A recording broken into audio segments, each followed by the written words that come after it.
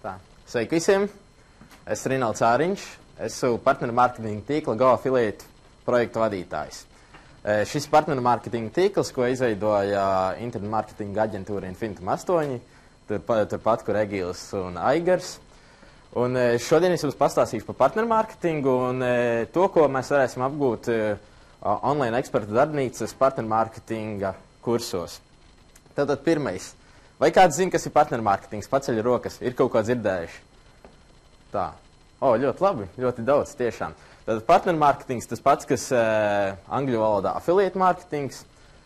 Un tas ir tad, kad, piemēram, jūs esat sarkanais cilvēciņš, jums ir savs uzņēmums, jums ir savs produkts vai pakalpojums, ko jūs pārdodat internetā, un jūs vēlaties, lai citi reklamē jūsu produktu.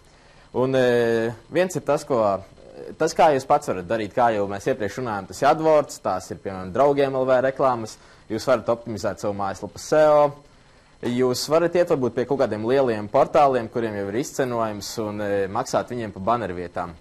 Bet paliks ļoti plašs lauks ar dažādiem blogeriem, dažādām nišu lapām, dažādiem maziem un vidējiem portāliem, kuri arī labprāt jūs varētu reklamēt. Bet jums tas savā ziņā ir apgrūtinājums iet pie viņa katra atsevišķi un mēģināt sarunāt kaut kādu sadarbības modeli. Un otrs ir, kā arī jūs noteiksiet, teiksim, ja jūs aiziet pie kāda neliela blogera vai, teiksim, pie 10 nelieliem blogeriem, kuri, teiksim, raksta blogus par līdzīgu nišu, kurā ir jūsu produkts vai pakalpojums, kurā jūs pārdodat. Kā jūs noteiksiet, cik jūs viņam varat maksāt, cik jūs lielu rezultātu iegūsiet no tā. Un tāpēc ir affiliate mārketings, kas darbojas, var teikt, pretējā virzienā. Tas ir uz rezultātu balstīts reklāmas veids, kur jūs piedāvājat visiem, teiksim, ok, esmu gatavs maksāt 10% no pirkuma groza vērtības, tas ir kā piemērs, ja?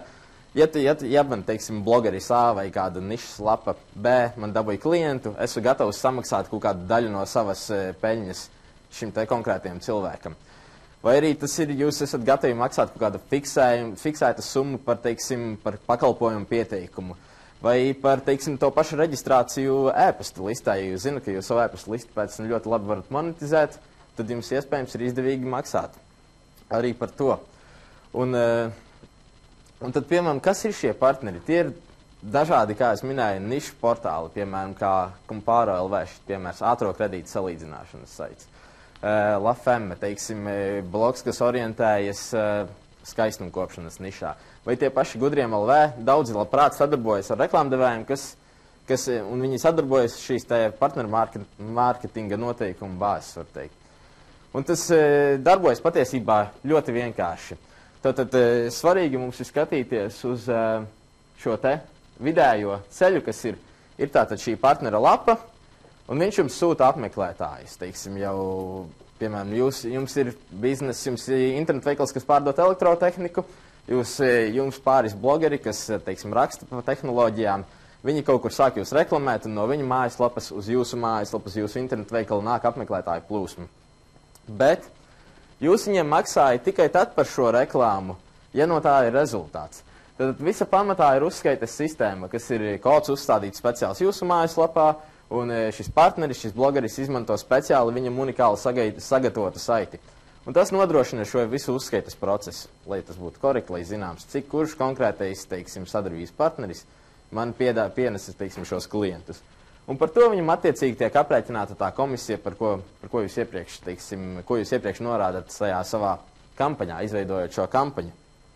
Un kā parādās šīs kampaņas? Piemēram, partnermārketinga tīkla gadījumā kā mums, ja šis partneris vai tie kaut kādi blogeri, nišu portāli vai kas viņi reģistrējas, viņi saņem sarakstu ar dažādām kampaņām, kurās viņi var iesaistīties, reklamēt kaut kādus konkrētus produktus.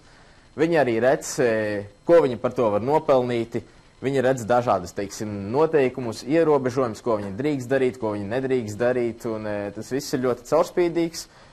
Viņiem pašiem ir pieeja visiem šiem reāla laika datiem, viņi redz, teiksim, kurās kampaņās viņiem sokas vai kurās nē, un arī jums kā reklāmdevējiem ir pieeja šiem pašiem datiem pilnīgi reāla laikā, jūs visu varat redzēt. Par partnermārketingu vispār Latvijā. Uz doto brīdi ir jau 4 partnermārketinga tīkli, ir vairāk jau kā 80 dažādu partnermārketinga to programmu, kampaņu, apgrozījums visu laiku nemitīgi aug, to pierāda kaut arī mūsu pašu darbība. Un tiek pārstāvētas dažādas nišas. Kā jau Egīls iepriekš arī runāja, par ātriem kredītiem tie ir jāatzīst vieni no līderiem šeit partneru mārketinga, teiksim, kampaņas ziņā visaktīvāk viņiem šī darbība notiek, bet ir ļoti daudz arī dažādas citas nišas, kā kosmētika, dizainera apģērbi, IT, e-veikali, dāvanas un tā tālāk. Un arvien mēs redzam arvien plašāku interesi dažādās citās nišās. Un tad par rezultātiem, kādas var sagaidīt. Šie ir vienkārši nedaudz nopaļoti rezultāti, ko es paņēmu pa vienu konkrētu mēnesi, kad, teiksim, no partneru mārketinga kanāla, ja, teiksim, mūsu klienti vien ir jau saņēmuši vairāk kā 1000 darījumus, kas jau reāli darījumi, kur klienti ir samaksājuši, teiksim, viņiem naudu par viņu produktu vai pakalpojumu, vairāk kā 3000 pakalpojumu pieteikumu, kas jau arī, teiksim, kā gatavs klients, viņš nāk pie tevi piesakās to pakalpojumu. Un par to mūsu klienti ir maksājuši, un viņi ir maksājuši tikai reāli par tiem darījumiem, kas notikuši, vai tiem reāliem pieteikumiem. Bet ir vēl otra monētas puse, ko viņi ir saņēmuši par brīvu. Un tas, ko bieži vien partneru mārketingā nenovērtē. Un par šo mēs noteikti arī daudz runāsim kursos, kā šo daļu, teiksim, optimizēt, lai jūs vēl vairāk iegūstat, teiksim, to rezultātu papildus vēl, par ko jūs nemaksājat. Un tas ir, piemēram, mērķēta apmeklētāju plūsma. Un tās ir baneri impresijas. Un tas viss kopā jau veicina vien jūsu zīmola, teiksim, to kopējo atpazīstamību. Cilvēki, ja nonāk jūsu mājaslapā, varbūt viņš pirmoreiz neveic to pakalpojumu pieteikumu, viņš pirmoreiz nenopērk preci, bet viņš tāpat to jūsu mājaslapu redz. Tas tāpat kā baneri impresijas. Tas arī vienkārši jūs figurējat kaut kur internetā, un jūs par to nemaksājat. Un tāpat jūs parādāties dažādos produktu apskatos, salīdzinājumos, bloga ierakstos, un arī tas jums dod kaut kādu SEO vērtību. Tad tas ir tas rezultāts, ko jūs varat iegūt. Jūs samaksājat par rezultātu, kas ir reāli klienti, un plus vēl papildus jūs iegūstat, par ko jūs nemaksājat, ir kaut kāda zīmola atpazīstamība. Un tad ir tie komisiju modeļi.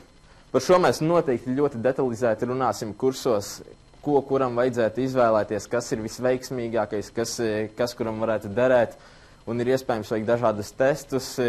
Mēs varam arī pētīt ārzemju tirgu un skatīties, ja jums ir kaut kāds unikāls produkts Latvijā, kam teiksim, kam jums vēlaties partnermārketinga programmu Latvijā, tādas vēl nav, teiksim, jūsu konkurentiem, ja, un tad mēs varam pētīt arī ārzemju tirgu, un, lai atrastu labāko jums šo te komisijas modeli, un ir vairāki, un es izcēlis tos divus centrālos, kas ir tā maksa par darbību, ko jūs esat gatavi, teiksim, maksāt par pieteikumu, pakalpojumu, reģistrāciju e-pasta formā vai, teiksim, kaut vai video noskatīšanos. Varbūt jūsu gadījumā, varbūt jums ir kaut kāds specifisks produkts, kur jums ir svarīgi, lai apmeklētājs ienāk jūsu mājaslapā un lai viņš, teiksim, noskatās kaut kādu promo video par to konkrēto produktu, kad jūs esat varbūt izreikinājuši, ka jūsu biznesam tas dod kaut kādu vērtību, par ko jūs esat jau gatavi maksāt.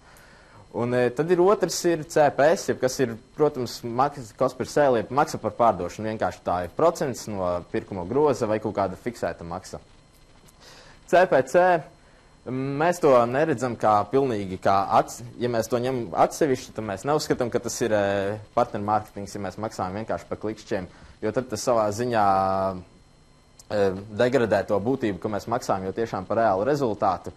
Jo tad jau var sākties vairāk visādas smaukšanās, un kad vienkārši jums partneri ģenerē apmeklētāju plūsmu, varbūt, kura nemaz nav kvalitatīva un kur jums nekādu rezultātu nesniedz.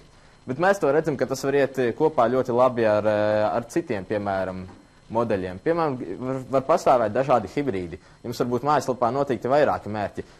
Apmeklētājs reģistrējas e-pasta listē, par to mēs esam gatavi maksāt latu, teiksim, mēs esam novērtējuši, ka tas ir latu vērts vismaz. Viņš veiks pirkumu, mēs partnerim par to samaksājam kaut kādu procentu, un ir iespējams šos dažādi kombinēt kopā. Un pie šī mēs kursos noteikti ļoti detalizēti pieskarsimies, kā izvērtēt vislabāko komisiju modeli jebkuram konkrētiem biznesam. Nākamā ļoti svarīgā daļa ir partneru mārketingā, un arī tas, ko mēs kursos runāsim, ir ko atļaut partnerim darīt, ko neļaut viņam darīt, kādus partnerus vispār apstiprināt un kādus partnerus neapstiprināt. Pirmkārt, jau sāksim ar to, ka kampaņas var būt dažādas. Un tas arī ir ļoti svarīgi, kāda jums ir stratēģija. jums jāizstrādā vispirms arī partneru mārketinga stratēģija, var teikt. Tad vai jūs iesiet ar ļoti atvērtu kampaņu, jums būs publiski pieejama kampaņa, jūs partneriem pilnīgi neko neaizliedzat darīt, viņi var arī reklamēties advodos, viņi var reklamēties draugiem LV reklāmās, veidot e-pasta mārketinga kampaņas, viņi pilnīgi visu var darīt. Bet varbūt jums stratēģija var būt pilnīgi pretēja, kad jūs paši darat, teiksim, advodus, jūs paši darat sociālos, jūs paši darat e-pasta mārketingu, un affiliate mārketingu jūs redzat kā tādu papildus kanālu, kas vēl kaut ko jums var aizpildīt, ja? Un tādā gadījumā jūs vēlaties, lai varbūt partneri nekonkurē ar jums pašiem kaut kādos citos reklāmas kanālos.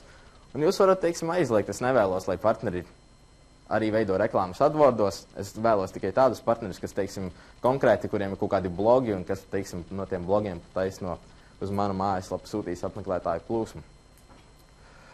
Un vēl kam partneru mārketings ir ļoti izdevīgs, ir jaunu tirgu apgūšanai.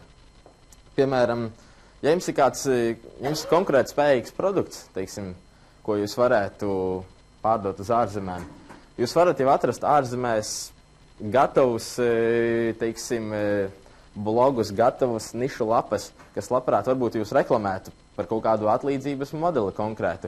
Un tā kā, man liekas, Egīls iepriekš minēja, vai Eigars iepriekš minēja, ka ārzemēs ir blogi un nišu lapas līdz pilnīgi smieklīgās mikronišās, kā piemēram, kā Eigars teica, mušu dzenāšanas, blogs par mušu dzenāšanu.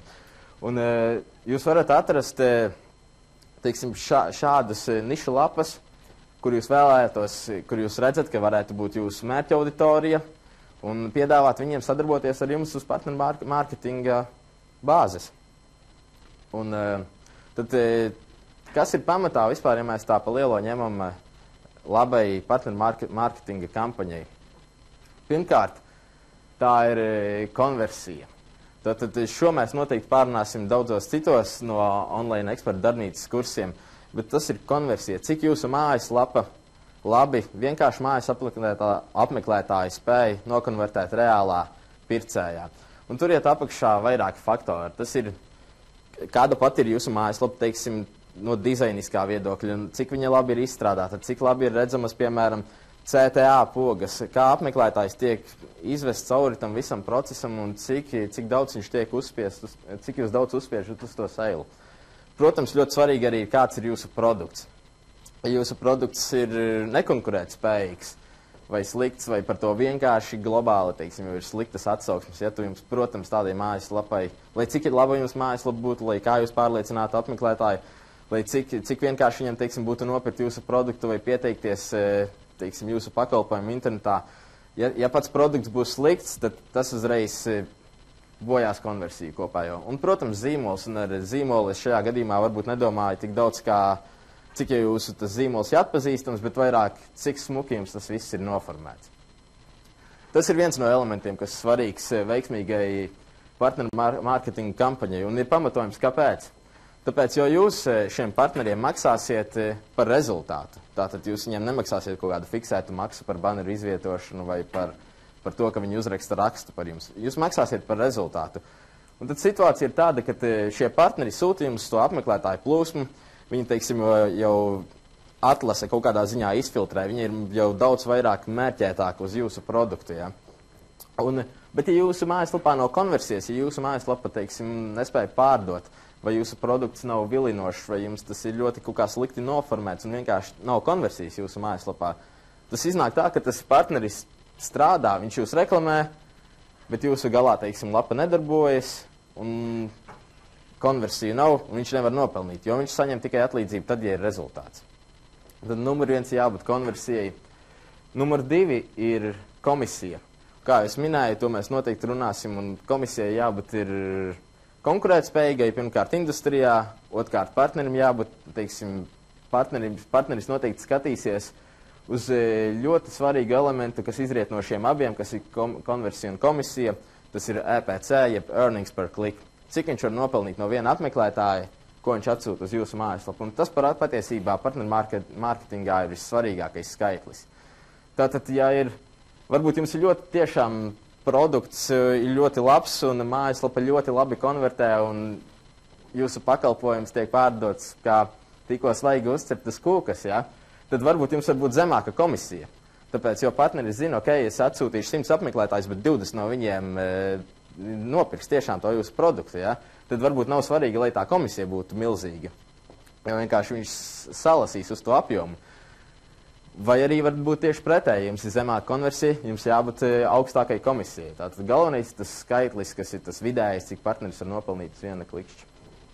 Un vēl svarīgi ir partneru programmas vadība. Un par šo mēs arī runāsim kursos daudz sīkāk. Tas ir gan, ko jums būtu pašiem jāprasa, teiksim, no partneru mārketinga tīkla, un ko jums, teiksim, pašiem būtu jādara, lai mēs kopā, teiksim, varētu nodrošināt jums maksimāli labāku partneru programmu, teiksim, jaunu reklāmas materiālas sagatavošanu, kaut kādu jaunas informācijas sagatavošanu priekš partneriem, laicīgi paziņot, teiksim, pa jūsu kaut kādām jaunajām akcijām, produktiem un tā tālāk un tā joprojām. Šīs visas lietas mēs noteikti runāsim. Un tad rezumējot, tad tas iegūms no partneru mārketinga ir tāds, ka pirmkārt tie jums ir jauni klienti, tas ir pats kodols, tas ir pats svarīgākais. Tie var būt pat līdz 25% un pat vairāk mēs esam redzējuši, ka tā vidēji bieži vien veiksmīgās kampaņās tas ir 25% no visiem klientiem, kas tiek piesaistīti tā kā no kaut kādām online kampaņām, ja, tas tieši nāk 25% parasti aizņem affiliate mārketings. Un jūs maksāsiet tikai par sasniegto rezultātu, jūs palielināsiet zīmola atpazīstamību bez maksas, un tas piedāvās jums iespēju apsteigt konkurentus. Un ko es ar to domāju? Piemēram, situācija tāda, jūs ražojat kādu produktu X, un jums Latvijā ir, teiksim, 2-3 konkurenti, kas ražo līdzīgu produktu. Un ja nevienam no jums nav affiliate programmas, un jūs izveidosiet affiliate programmu pirmo, tad līdz ar to jūs vien jau esat tā kā viņiem priekšā, jo jūs sāks reklamēt, dažādi ir jūsu nišu saistīti resursi, mājaslapas, portāli, un vienkārši ir dažādi partneri, kas veidos no A līdz Z pilnīgi jaunus produktus, lai reklamētu kaut kādu jūsu konkrēto produktu. Un ar to jau vien jūs varat būt soli priekšā jūsu konkurentiem. Un šīs visas detaļas mēs pārunāsim sīkāk kursos. Vai ir kādi jautājumi? Nav jautājumu, tad es varu ķerties pie savas nākamās tēmas, un tā arī mums pēc laika izskatās. Jā.